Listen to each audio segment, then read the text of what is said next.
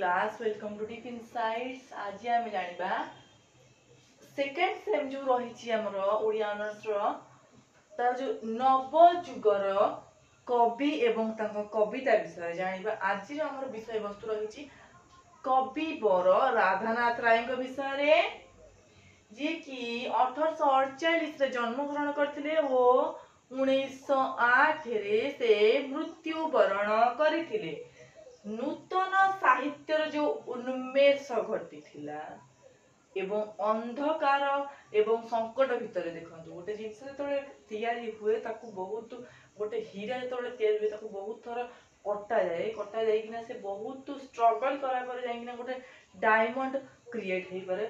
से भाव जो साहित्य जुगर उन्मेष घटी साहित्य यदि गोटे हीरा सदृश साहित्य को तुलना करा जाए तेबे ताकू बहुत संकट एवं अंधकार दे गति करा परे ताहार उन्मेष घटी तार अग्रगति साधित हो पारिछि।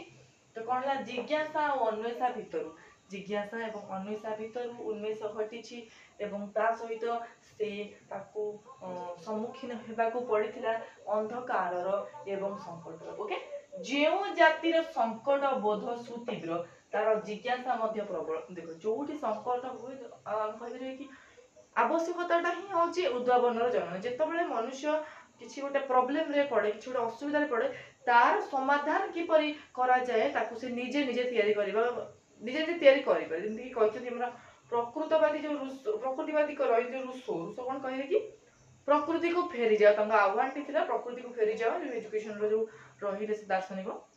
तो तार अर्थ सिंपली आम डिस्क्राइब करवा कि प्रकृति को फेरी जाओ माने मनुष्य प्रकृति हूँ मात्रा। तो आम जदि प्रकृति रे रहिबा प्रकृति रे माने कौन प्रकृति रे आम जदि बंचिबा प्रकृति सहित जदि मिसिकी बंचिबा प्रकृति रे रही बंचिबा कौन हम आमे प्रॉपर्ली प्रकृति आमको शिक्षा देव प्रकृति रु ही आम शिक्षा ग्रहण करिया प्रकृतिर से क्षमता अच्छी से सर्वांगीन शिक्षा गोटे मनुष्य को प्रदान करने को सक्षम। क्लियर।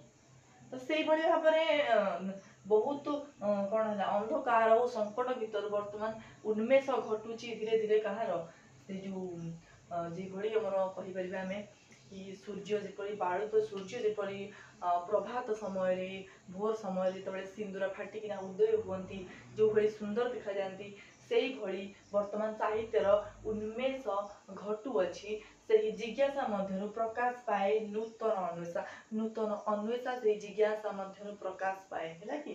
तो कौन प्रतिकूल परिस्थिति जो डेवलपमेंट जो